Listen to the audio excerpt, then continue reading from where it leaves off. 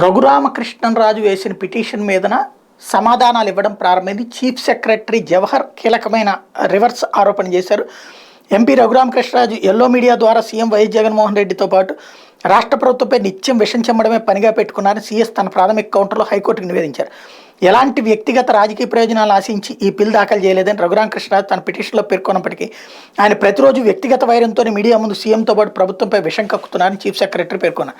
అందుకు సంబంధించి ముఖ్యమంత్రిపై రఘురామకృష్ణరాజు ఎల్లో మీడియాలో ఛానళ్లలో మాట్లాడిన మాటలను జవహర్ రెడ్డి తన అఫిడవిట్లో పొందుపరిచారు. కోర్టులో ప్రభుత్వం తరపున అడ్వకేట్ జనరల్ చేసిన వాదనలు కూడా తప్పుపట్టారన్నారు.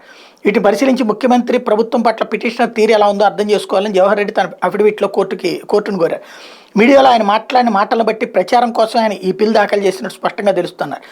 మీడియాతో మాట్లాడే సందర్భంగా ఆయన ముఖ్యమంత్రి ఆయన కుటుంబ సభ్యులపై కూడా అసభ్య పదజాలం వాడారని ఆయన తెలిపారు.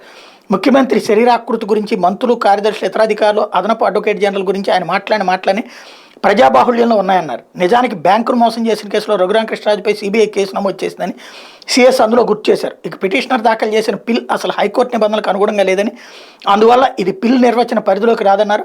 వ్యక్తిగత వైరంతోనే ఆయన ఈ వ్యాజ్యాన్ని దాఖలు చేశారని వివరించారు.